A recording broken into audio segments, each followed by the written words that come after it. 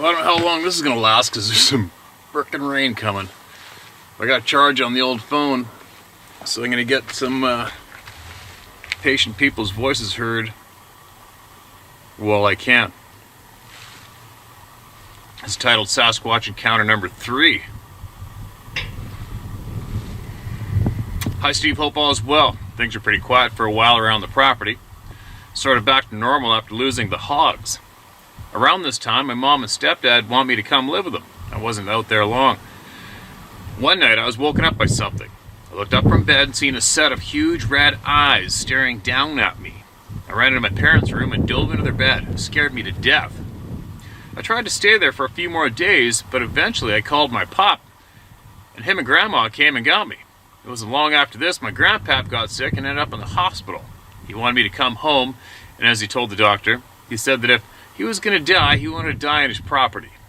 My pap passed away several hours after he came home from the hospital, July 7th, 1979. It changed me forever. I lost the best friend I ever had.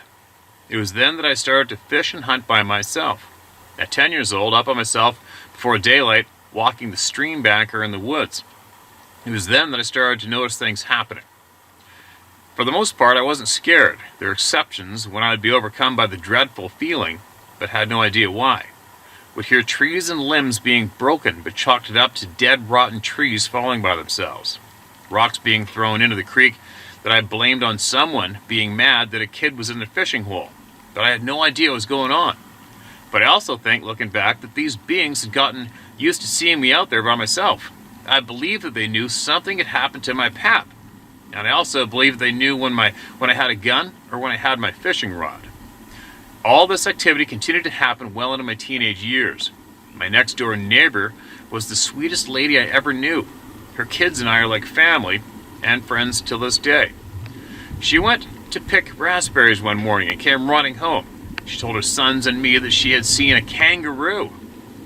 We live in the eastern panhandle of West Virginia, at an hour and 20 minutes from Washington, D.C. and Baltimore, Maryland. The only thing that it could have been was a deer on its hind legs.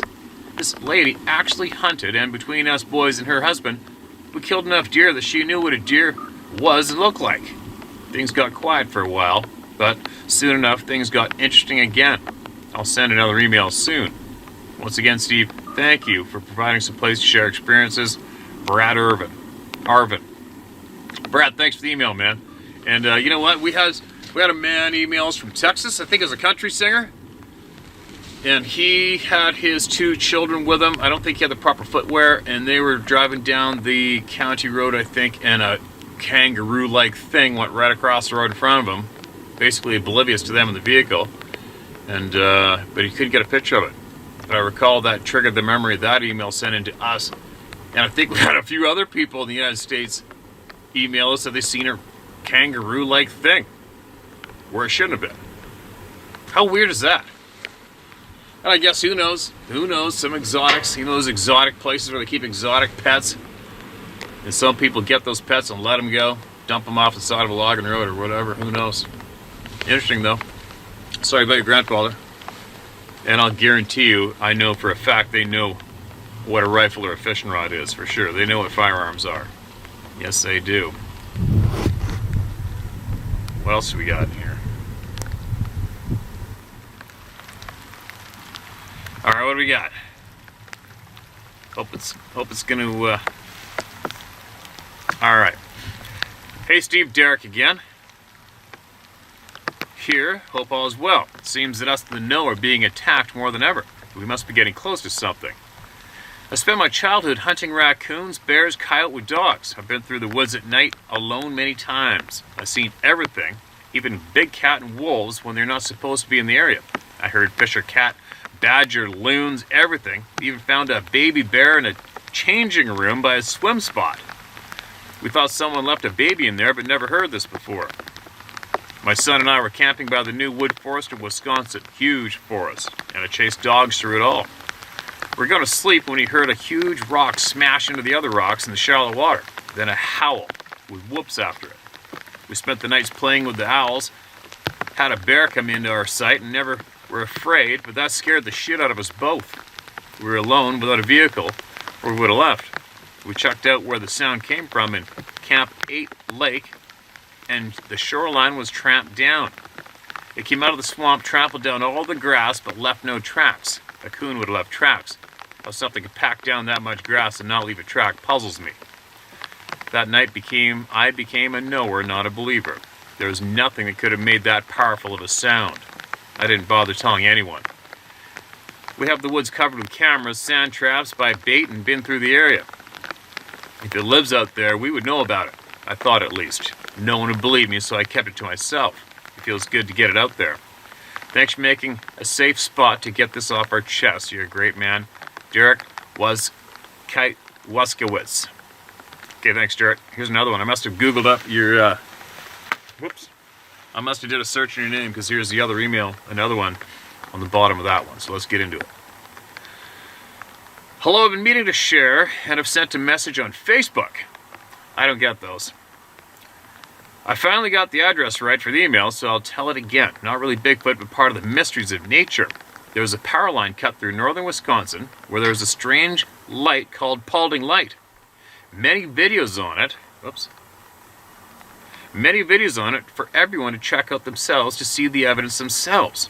It's close to land and lakes WI in the upper peninsula of Michigan. Some friends and I were at the casino close by and figured we'd check it out. Tana, JJ, and I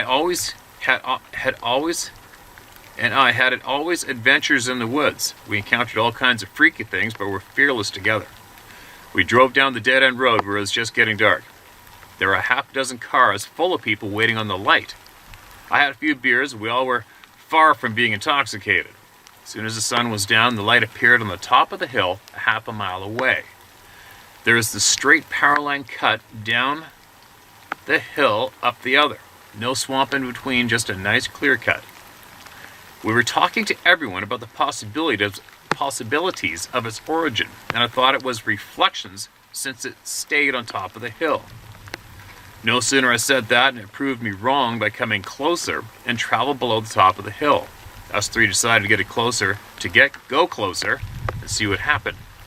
About 50 yards down the hill, just out of sight of all the others, but we could hear each other, the light disappeared. We were playing with it, and it got down to a line. Anyone cross it and went out, step back and back on. So alright, that's how it reads. About 30 minutes at that spot, we all three needed another beer, so Tana and JJ went back, and I stayed alone. I had a feeling like I could communicate with it, and it didn't like us there. Me having the liquid courage in me, I started talking crap to get any response. Nothing was happening until I had to piss. I was asking it if it liked me pissing on its land, and how that's what I thought about its precious land. Slowly, fireflies started to come out, hovering a foot off the ground until there got to be hundreds. I was frozen with dread, knowing I had went too far. As they closed in on me to where I was almost surrounded by a steady single light, and I heard what the F from Tana. The light just went off like it was switched. Both Tana and JJ seen it and were asking what the hell was happening. I couldn't talk yet, I just needed to get out of there. They were not sticking around there either. We all knew and felt something was not right there. It was early spring, the smelt were running in the Great Lakes, and there was no fireflies even out yet. In the car, we started talking about it, and they saw a ring around my knees. They're trying to process what they were seeing, and when Tana noticed that I was not moving like in a trance, she then spoke, leaving only a minute or two that they watched what was happening, but that was plenty to realize whatever it was shouldn't have been happening. I wish I could explain what happened, but I only have my opinion. I think the light everyone sees is not one, but many, as they get more and less, make the light brighten and dim on the other hill. I'll never go back there. Whatever it was intelligent, and I don't want it to remember me. You have no need to find out what would happen if I was fully covered by them. That was my first experience with strange lights. My second time, a friend and I rode my bike to the boulders by Florence, Arizona. It's a massive boulder field in the middle of the desert. We were laying on top of one sharing a blunt. As I was passing it, I blinked my eyes and seen a flash of light. Someone snapped a picture of us just feet in front of us. I thought for a minute all the possibilities when I couldn't explain it. I asked her if she'd seen it. She jumped to her feet and said, "Let's get the F out of here." I stopped a few miles down the road to talk about it. She was not having it at all. She was scared shitless. I believe if we were not together, one of us would have been a missing 411. The same area was on my three-wheeler when I started to get dark. I did not want to be there, especially without a headlight. I was racing the light when I rode off a culvert that I did not see, and I broke my throttle cable.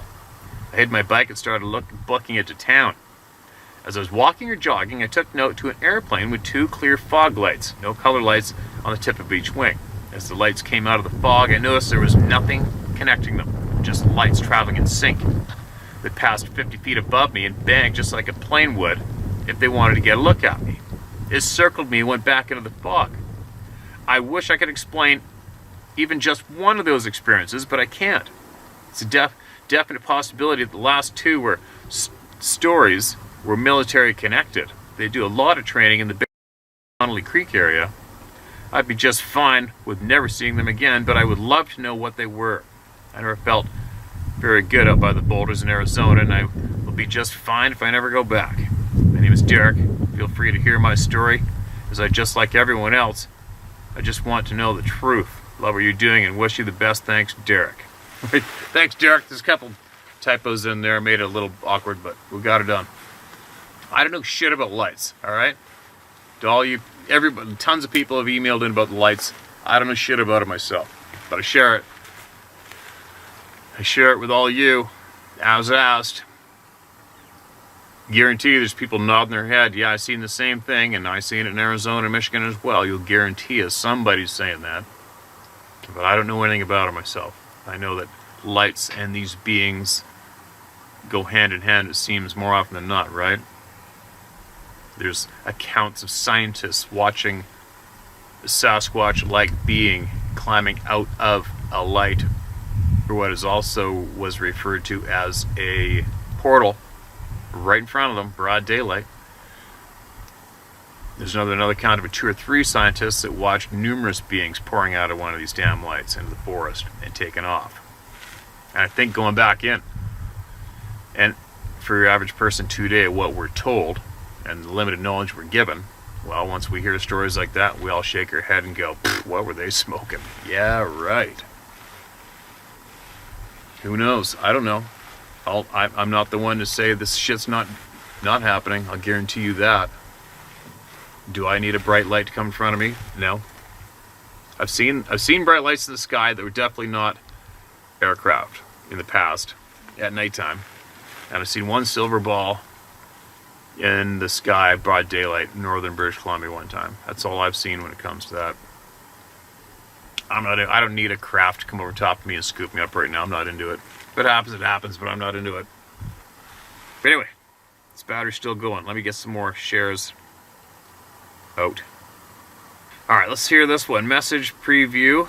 Unusual childhood experiences. Hi, Steve. I just heard you read AB's email, which struck a chord. Please don't use my name if you share this. You got it. We lived in a new suburb in Deer Park on Long Island on a 3-acre block shared with 2 other homes. Half the block was wooded. Across the street was a plot of land about 6 acres fenced in. When I was about 5, a family member began abusing me. Oh, that sucks. I'd go to bed at night praying. When it did occur, my spirit of consciousness would leave my body. I found myself outside of my same block and remember seeing hairy giants walking in the streets. They were so big. I would say hello and talk to them. I told them that it was hard to talk to them because they were so big, and then it was as if they dug a deep trench in the road so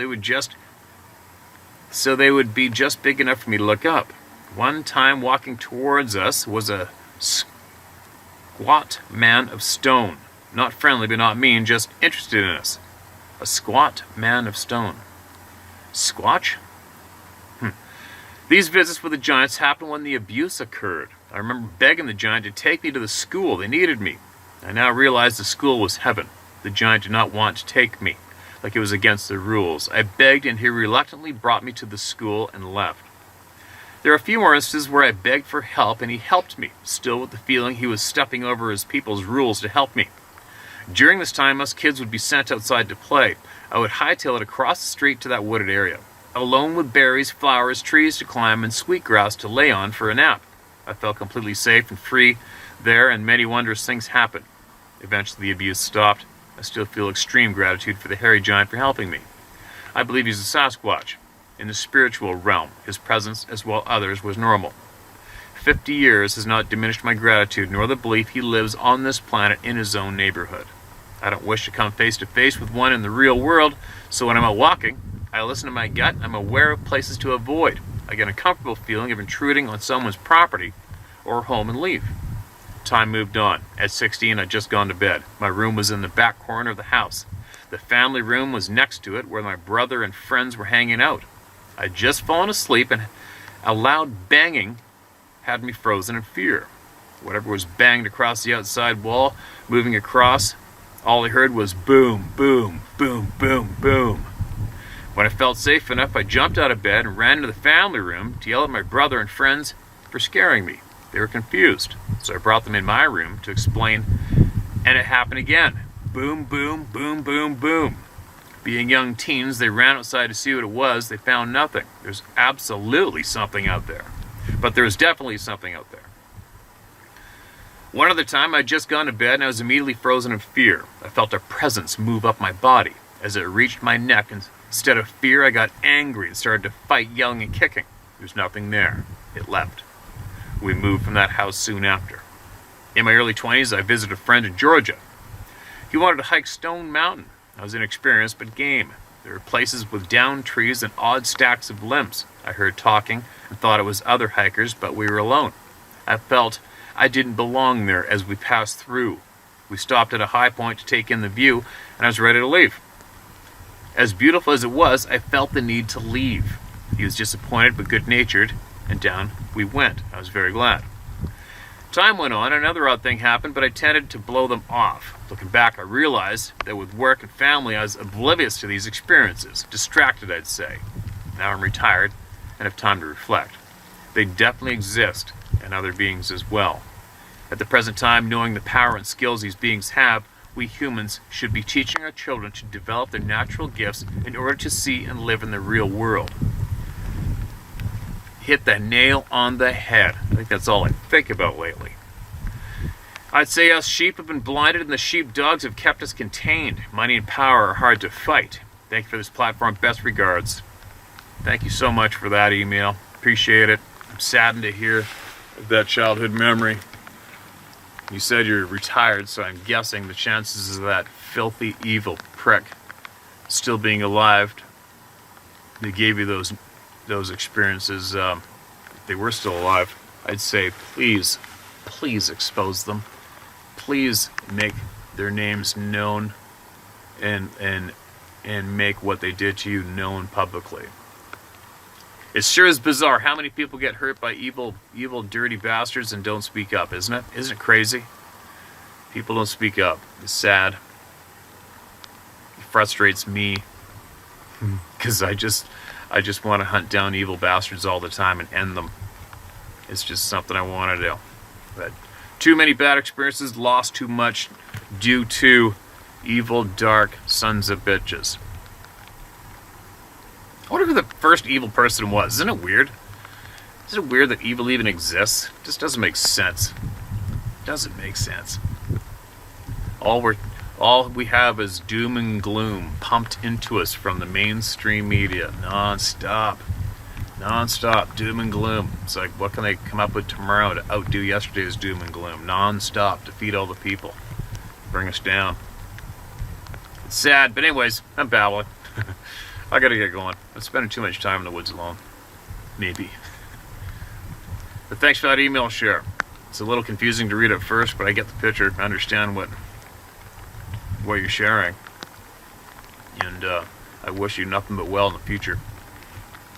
For all you other people out there, if anybody's hurting you, tell somebody. Stand on the corner and scream out their name and what they've done or what they're doing. Go find someone who will fight for you.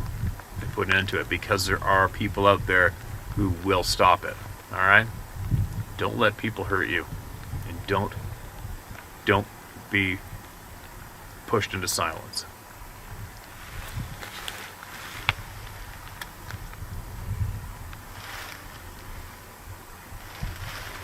All right, let's see. We got another one. It's starting to rain a little hard, but who knows? All right, what do we got? This one's kind of long, but I think I can do this. Mark it as red. Todd's Creek Encounter, second encounter, 1988, by Jeff Lilly Jr.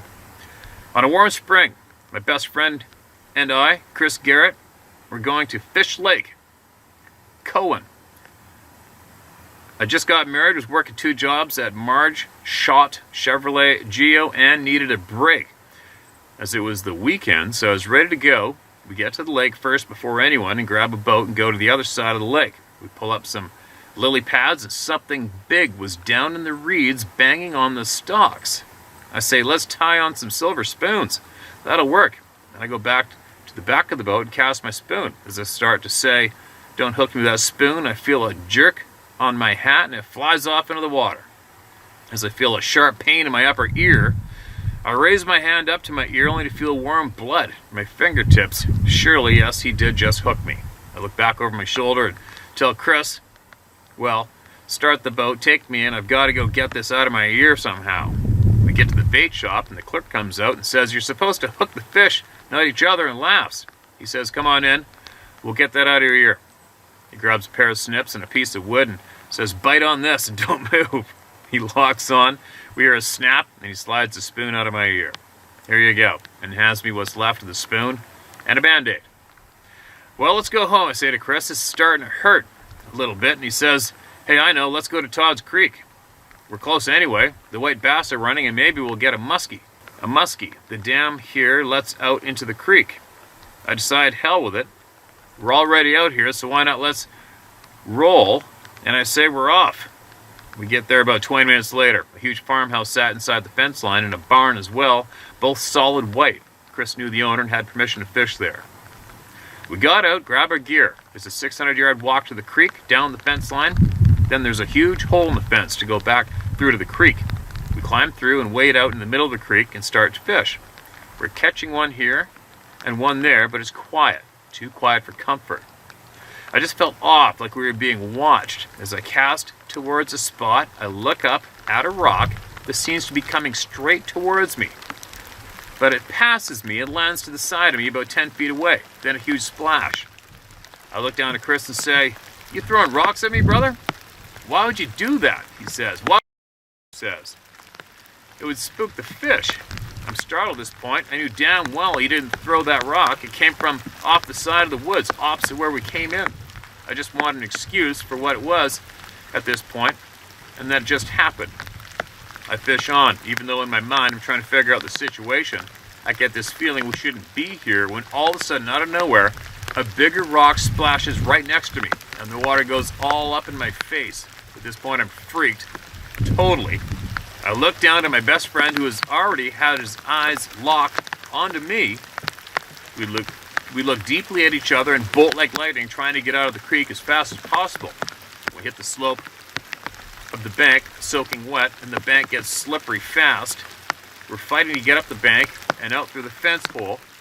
He's saying, what the hell was that? Jeff, what? He's saying, what the hell was that, Jeff? What just happened?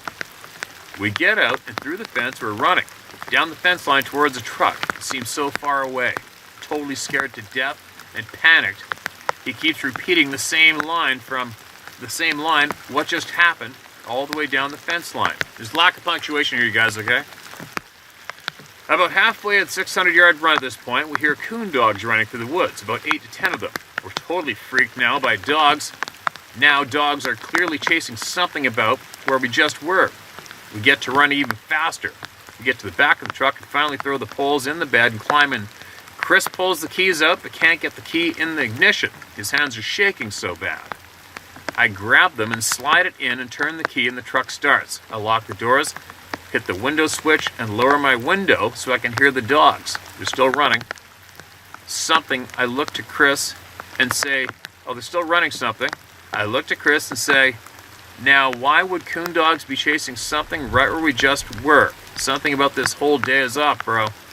We'll take off, fish there again after the encounter. We never fish there again after that encounter.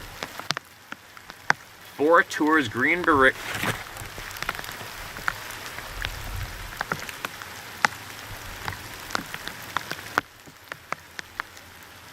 What was that?